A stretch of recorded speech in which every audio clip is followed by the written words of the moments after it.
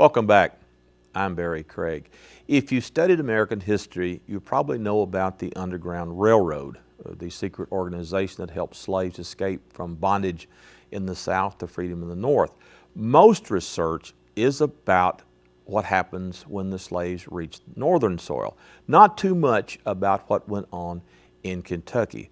With me today is Alicestein Turley, PhD, from the University of Louisville's Underground Railroad Center, and we're going to talk a little bit about the Kentucky aspect of this. Thanks for joining us. Good. Thank you for having me. Well, let's just talk again. We talked before. If you read the history books, Cincinnati is a major center for the Underground Railroad, sort of the southern terminus. Mm-hmm. You go from Cincinnati, past from Safe House to Lake Erie, then into Canada. So, what's going on in Kentucky at this time? What's going on in Kentucky is that Kentucky is, as you know, the first frontier of the West. 1783, 1763, there's a lot of movement, people coming across the mountains into Kentucky. And so Kentucky has two of the major national Underground Railroad routes. There are three that we know of. The Eastern Route, which is the Atlantic Ocean, and the Appalachian Mountain chain, which runs along the eastern border of Kentucky, and then, of course, the Ohio River, Mississippi River, which is the third major outlet, which went toward Indian territories. And two of those three are through Kentucky. Tell us, before we go any further, about the center. What do you all do there at the center? The center has just recently relocated from Georgetown College to the University of Louisville, and we work primarily with graduate students, teaching them how, and undergrads, teaching them how to use research, how to conduct field research, and then turn that into publications that are useful for the general public. We do community services, helping people identify sites, help them obtain historical designations for their site. And of course, you know, in university, everything needs to be written. So just to take this history and make it public. Are you all part of the history department there at U of L? I'm actually in the Pan-African Studies department, and we share classes and general studies with the history department at U of L. Well, going back to the roots, you said you are originally from Hazard and Perry County, eastern Kentucky. Mm-hmm. Of course, that is the part of Kentucky where slaves were fewest, in those mountains. Mm-hmm. Let's, for example, you're a slave escaping from the deep south, and you come up into the Appalachian region. Typically, then, how would you find someone who would help you? Well, the beauty of the Appalachian Mountain chain is that it goes from Alabama to Canada. Mm-hmm. So really, if you can walk in a straight line and use the mountains, you can find your own way. And also the fact that in the mountains, you had a lot of early Quaker settlements that came in from Delaware. They set up Friends meeting houses. A lot of those old sites are still in the mountains. And they came specifically to Appalachia to aid slaves. So maroon colonies from the early colonial period of African Americans, Native Americans who were still in the mountains. You know, most Native Americans didn't get removed from Kentucky until the 1830s and 1790s. Right. So you still had a community of mountain people who really didn't have great affiliation with the Flatlanders, who were more concerned about having slave labor. So it really, as long as you could safely or navigate using the mountains as a guide, you could really go from Alabama to Nova Scotia. And of course, it's very isolated, so you wouldn't probably be detected as much. I don't think too many slave catchers like going through those mountains. Even today, if you go into those mountains, you can easily lose yourself. Well, it's a very rugged country, even with the Appalachian Trail. You're absolutely right about that. Right. Well, now, give us an overall picture of how the Underground Railroad functioned. In my classes, what I like to do is to compare it to the Second World War, when an Allied pilot is shot down over occupied France.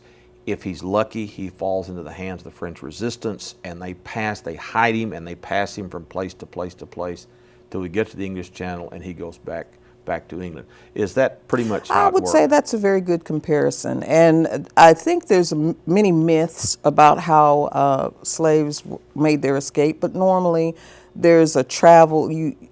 We have an impression slaves are very mobile in Kentucky because slaves are already moving about the state. You could be a slave owner in eastern Kentucky and lease your slave in western Kentucky on the river, depending on the service or the monies you were trying to create. So in Kentucky, leased slave labor was much more popular. We didn't have plantation labor, so to speak.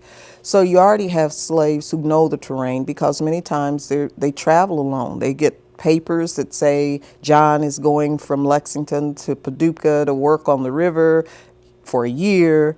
And so there's mobility. And then you also have communities, as we've said, in eastern Kentucky that had a very low African-American population, but you also had salt mining, saltpeter mining, coal mining, which is where slaves were used.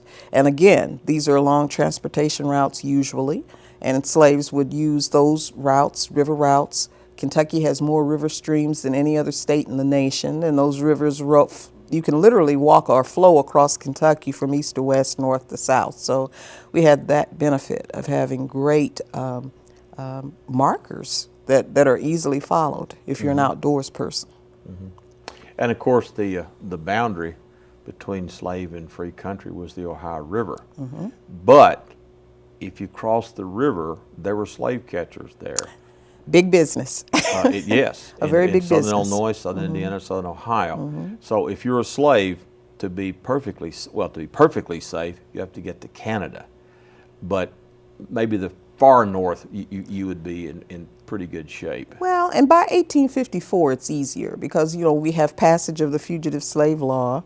Most Americans before 1850 were pretty neutral on the issue of slavery. So actually, the Fugitive Slave Law aided the Underground Railroad a great deal because white Americans got upset that the federal government was imposing laws on them that said that they actually had to help slave catchers return slaves. So even if you had no opinion on slavery prior to 1854, by 1854, you were becoming rebellious to the idea that the federal government would actually instill a law that made you help a slave catcher and force you to participate in slavery whether you wanted to or not. So about 1854, you see a peak period in Underground Railroad escapes where people are actually volunteering to help slaves escapes just to kind of thumb their nose at the federal government. So that was a big aid. And you see a lot of popular Kentucky stories of African Americans who make their way to Canada with the aid of Southern Ohio residents. So in that sense, the Fugitive Slave Law was a big benefit to the Underground Railroad movement. Now, these homes in Ohio and places, from what I've read, some of them had places in the attic and places in the basement. They were hiding places. Yes. The most popular, if you're a Kentuckian and you travel along the Ohio River from Maysville, Kentucky, there are several homes that have been historically identified, such as the John Rankin home that still has those hiding places visible, and they are open to the public. You can go in, you can actually, Rankin did a very good job of documenting slaves that he aided. So you can actually go in those places. And there are homes called Abolitionist Row all along the Ohio River in Mason County and also in Brown County across the river, that these men were very publicly abolitionist and touted their ability to hide slaves so that they could not be found. So Kentucky has a great reputation, some of it better known than others. It is, and of course, you go back. It was against the law to aid a slave. You could be imprisoned for it. Right, lose your property. Right, and be scorned by your neighbors on top of that. Well, typically, from what you read, slaves would travel at night to avoid detection. Is that how real is that? I think that's too general. I think slaves traveled whenever the opportunity presented itself. Traveling at night kind of gave you the cover of darkness, and of course along the river you had a lot of forest area, but there's some things that just needed to be done during the day as well. You had to be able to find food, you had to be able to locate landmarks that would help you get across the river. So we do have stories of slaves that left Kentucky, walked during the night, slept during the day, usually in a barn or a haystack somewhere, wherever they felt they could be hidden. But as you can imagine, you have to stay pretty mobile. And sometimes slaves would stay as long as a month in a location trying to hide and cover their tracks. Tell us 2 or 3 of the best narratives of this you can think of. Well, Kentucky, we've got at least 23 slave narratives that people can read, but some of the more Are they online? They are online. And what would be the web address? It's the North Carolina site. That's University of North Carolina. University of North Carolina. Okay, yeah. If you type in the slave's name, and the narrative will come up, and you'll see a whole list by state where they've documented these slave narratives. And some of the most famous, of course, for Kentucky are Josiah Henson, which everyone, it's a Western Kentucky story. He establishes the community of Dresden in Dresden, Ontario, Canada. Have you been there? I have been there. We were there, gosh, it's been 10 or 12 years ago, and his granddaughter was the director of that park. Now I think it's her son who is now the director. And I thought that was so wonderful. In fact, she very kindly posed with me, and we took a picture, and she autographed it for Wonderful. me. But what a great story. And in the Owensboro area, there is I think they call it the Josiah Henson Trail, where you can actually go and follow that. And that is the most famous. Any of them that are not as well known as his story? You have Israel Campbell, who escaped from Western Kentucky into Indiana. And he established several churches, not only here in Kentucky, but in Indiana, Michigan, and he got his freedom. He became a Canadian citizen after he escaped from Kentucky. And as a Canadian missionary, they sent him to Texas to establish churches. So he was a free black man in Texas, but a Canadian. And he aided slave escapes from Texas into Mexico. So he's one of the there is a slave narrative on his life. He's one of the only African-American Baptist ministers who was recognized by the 1870 Southern Baptist Convention. He was just that well known. So he's one of the few, but great Kentucky story. Indeed it is.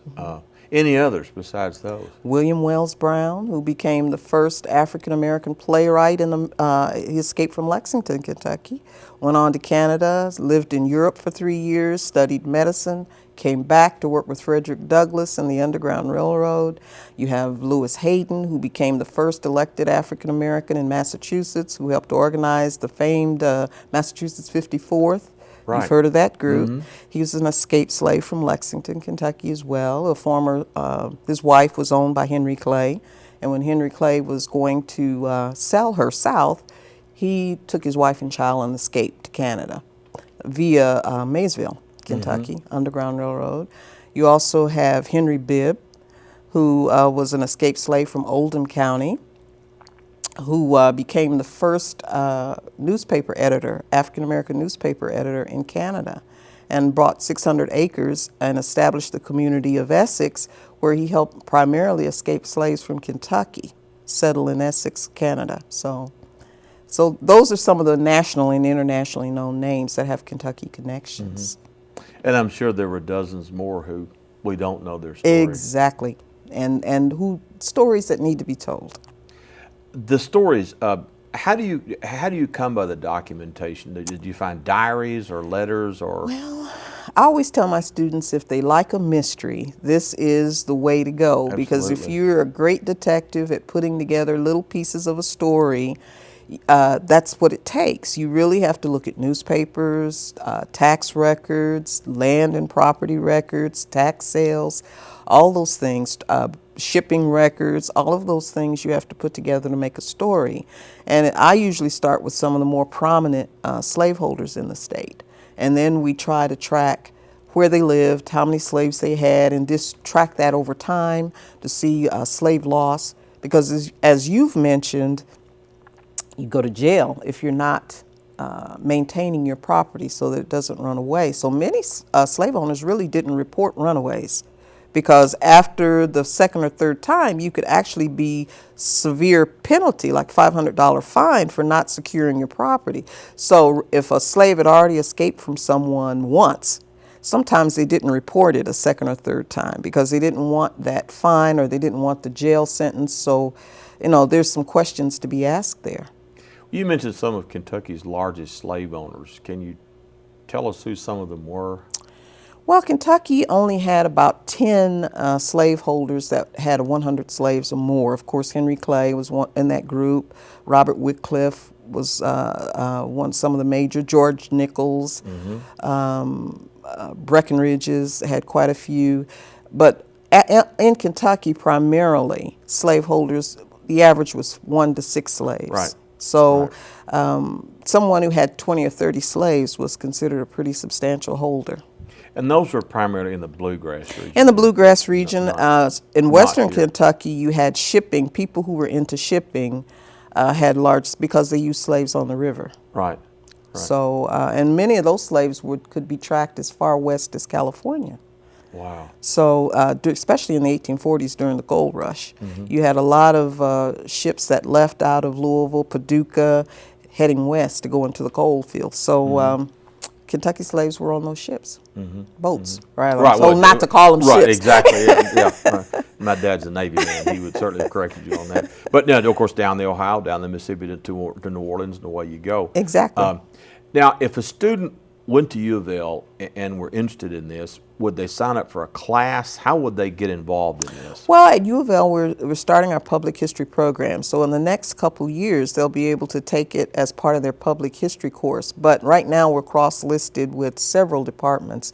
English, where we study language and communication, history, anthropology, geography. We're just working with the Department of Geography now to do a Kentucky map where we can actually use the topography of the state to really kind of look at where some of these locations were. So it's a cross-disciplinary tool that we love to use with any student who really has an interest. Could you take it as an elective? You take it as an elective. You can take it as online. We're trying to design an online course that students can hopefully do and maybe make it blend into a major.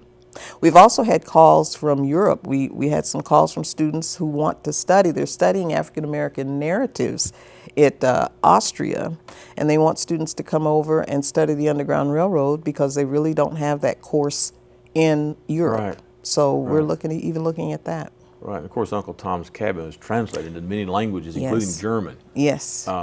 That's really interesting.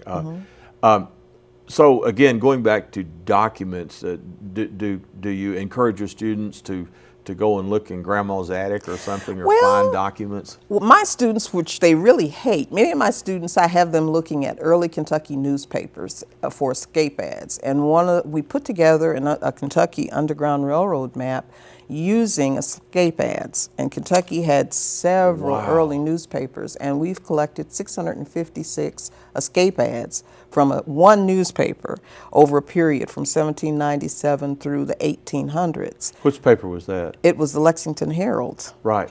And the ads are great because they contain descriptors, and they also show where the owner thought the slave was escaping to. It tells you where the slave was running from. So based on that information, we've sort of laid out some Underground Railroad escape corridors, and we've made a database that we've compared with other researchers in Kentucky to really flesh out the routes.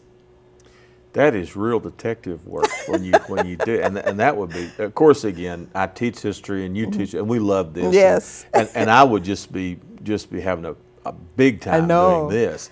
That's terrific stuff. And again, going back to my original comment is, you don't hear this about Kentucky. No. And again, they obviously get since they had to come from somewhere. Kentucky was a major pass-through route. We have documented at least 13 escape corridors through Kentucky that led. Where are those corridors from, say, east to west, approximately? East to west, of course, you have one of the major arteries coming out of Alabama, Tennessee, and North Carolina, and Appalachia. You know, that's a major route. And then all along northern Tennessee, along that border, which is the Barrens, we call it the Barrens. And of course in there you have Mammoth Cave, which was a great hiding place. That's been well documented. And you have Stephen Bishop, who was one of the first African-American guide for the cave, who had a reputation for aiding slaves. And then you just go along Paducah into west into the Indian territories. At the time, that was Chickasaw territory. So you had a great many Native Americans still in the area prior to the removal in 1830. And, you know, it's outpoints such as Maysville, of course, and Covington, and all along the upper. You mentioned Covington. We talked earlier about the flood wall at Covington. Yes. with the really beautiful murals.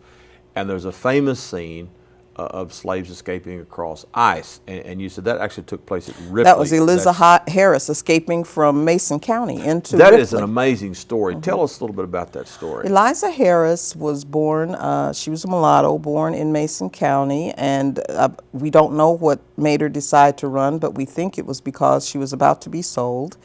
And she escaped across the Ohio River into Ripley to the arms of John Rankin, a well-known Presbyterian minister who had originally been in Kentucky, Augusta, Kentucky, but because of his anti-slavery activity, he was run out of Kentucky. So he set up shop right across the river in Ripley, built his home on a farm at the very peak of the mountain so that you could see his home if you were trying to reach him. And at the bottom of the hill, he was protected by Abolitionist Row, which included John Parker and several other abolitionists.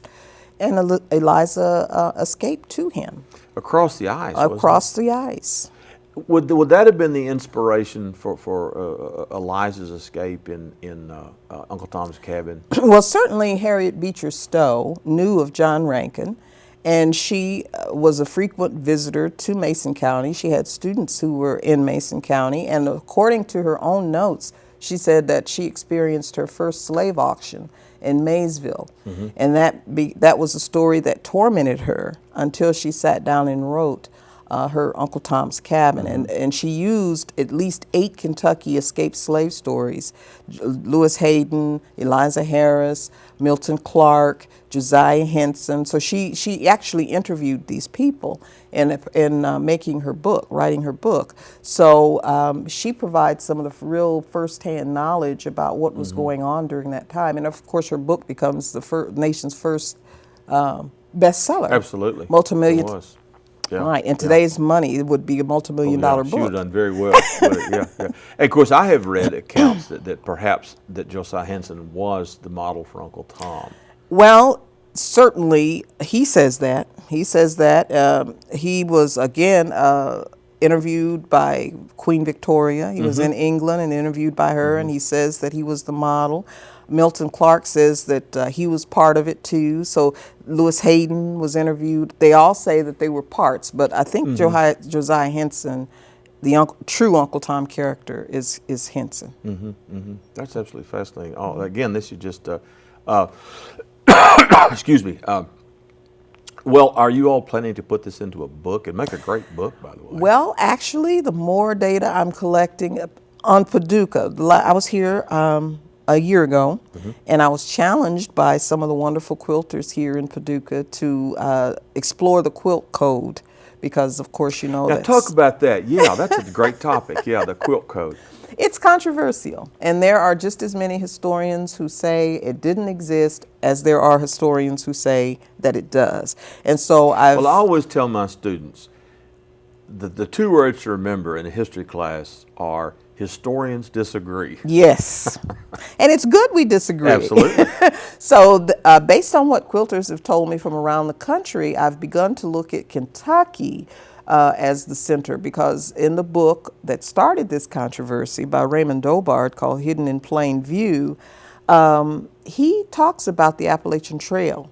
And so now, since the book was written in 1999, we have more evidence, I think, that demonstrates the Appalachian Trail was heavily traveled. And we are looking at some of the people who may have lived in the mountains at the time. So I'll talk a little bit about that and write about that in an upcoming article.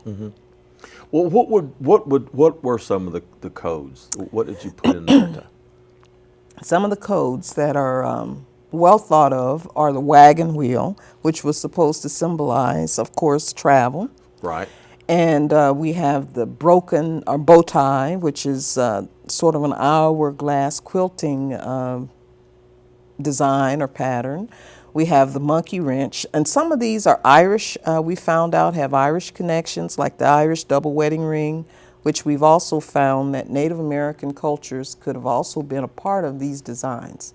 So I don't want to, I haven't got definitive evidence, and you know how we are about putting things without really having the way of documenting. So that's sort of where I am in that story. But I'm encouraged by what I'm finding. That's absolutely fascinating, yeah. And again, based on your research, which Kentucky river town was the most active? in terms of the Underground Railroad, based on what we know today? Well, because we've only looked at certain towns, I would say certainly Paducah, I would say Covington, I would say Maysville. We have great stories connected with these locations. Paducah, during the much earlier settlement period of Kentucky, is a much more, say, the early 1800s. Maysville becomes more highly traveled by the 1850s because of the Fugitive Slave Law. And then Louisville, because of its growth in shipping, becomes an important area. So we know those 3 ports for certain. I would think a great difficulty in this is the fact that because this was an illegal activity, you would tend not to write that down. That would have to be hard. And that's harder. why most of the information is in the North and not the South. But if you study someone like a John Rankin, who was a Presbyterian minister who traveled and he was very wealthy, so he made no secret of the fact that he was an abolitionist. And he actually did travel in the South and would tell slaves, if you want to find your freedom, find me. And so he would make himself a target. And of course, slave catchers and sheriffs would have their eye on him while his other aides helped slaves escape. So he was never, even though he would make an appearance in a town, when he would leave, slave owners would find several slaves missing, but they could never be attached to him. So he was very clever in how he maneuvered this. And he had John Greg Fee, we cannot not speak of him. Oh, absolutely. Another Presbyterian minister who was actively engaged in the Underground Railroad, founder of Berea College. Yes, he was. And was actually run out of Kentucky during the 1840s Indeed. Because of his anti-slavery views. And befriended, of course, Cassius, Marcellus, Clay, Yes. the Lion of Whitehall. Those are, he's an amazingly colorful character in Kentucky history. Yes. And of course, James G. Birney was run out of Kentucky James for G. his, Birney, his yes. anti-slavery Became views. America's first Liberty Party candidate. Sure did. Right, right. And so, again, another great Kentucky story. It is. And you know, the thing about Kentucky is we were such a national crossroads. Yes. We were the first state west of the Appalachian Mountains, 1792. Right. And it's amazing how many people came through the Cumberland Gap or down the Ohio and then went somewhere else, Yes. either north or south. Yes. And it's amazing. So we're almost out of time. If someone watching this program wanted to contact you, is there a telephone number or an email Sure. address you can give us very quickly? They can always find me on the University of Louisville website, and you can just Google my name, Alicestein.Turley at louisville.edu, and 502-852-2087 is my office number. Excellent. Well, this has been a great pleasure. I'm glad you stopped by to see Thank us on you. such short notice. My guest today was Alicestein Turley, a professor of history and Underground Railroad Center director Yes. at the University of Louisville. I'm Barry Craig. Thank you for joining us. We'll see you next time.